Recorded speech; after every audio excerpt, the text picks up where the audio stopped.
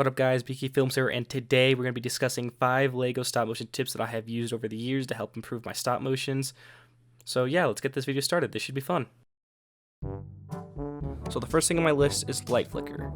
Now to prevent light flicker, you need to block all natural light, which means that you cannot let any light from the outside come into your shots. So you need to close your blinds and close your windows and make sure that, or any way you can, just to block that natural light.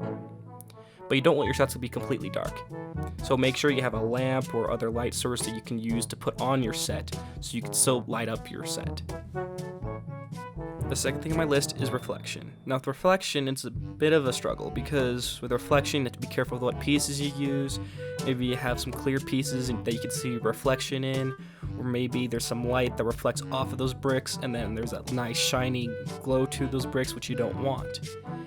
Now a good way to prevent this is by wearing black or very dark clothing. I would recommend black clothing because the reflection does not come back to see you. So make sure you don't wear any like bright red t-shirts or vibrant colors. Make sure you wear dark gray and black colors. Now that's not to see you. But if you have light coming into your set that you don't want and it's not natural light, I would recommend using something to block that light source. And for me, I've used some base plates. These are just basic street base plates that I found and I just put them there. But you don't have to use those. You can use anything you want. Be very creative on what you use. You can use paper, you can use cardboard, you can use really anything just to block that light source out. The third thing on my list is special lighting.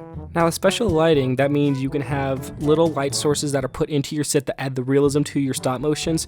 Now with this, you could probably use flashlights, or anything to add a light source, but for me, I ordered these off of Amazon. They're little LED lights. They're really small and you could fit them into tiny spots. You could particularly put them between Lego bricks and nobody would know that they're there. For me, I would put them there and I'd put a little cover of them, a clear, different colored brick over them, and it would start to glow a different color. That's how I'd get that glow that I wanted for my stop motion, and in fact, you guys can check it out in my last stop motion called The Truth. I used those LED lights and it's looked pretty cool.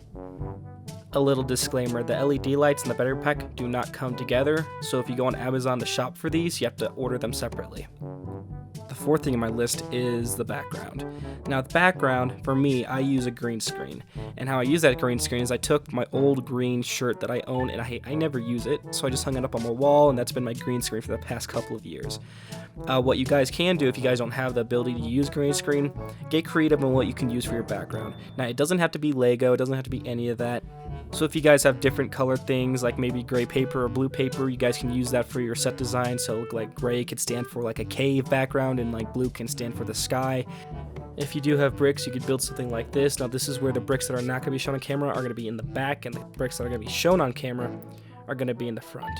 So this shows how that with any bricks you can make a set even if they're not the right piece. Number 5 on my list is stabilization. Now I think we all have had the misfortune of having a shaky stop motion with shaky frames and a shaky set. So a thing to prevent shaky frames is by using this stuff called sticky tack. Now it's like a putty that's very sticky and surprisingly it never dries out, which is fantastic because you can use it over and over again. My recommendation is that you use it on your sets, underneath the base plates or on your characters. Also too, if you just use your phone for stop motions and you don't have a tripod, I would recommend making one out of Lego. Making one out of Lego just saves you money too, so you don't have to go to a store and buy a real one.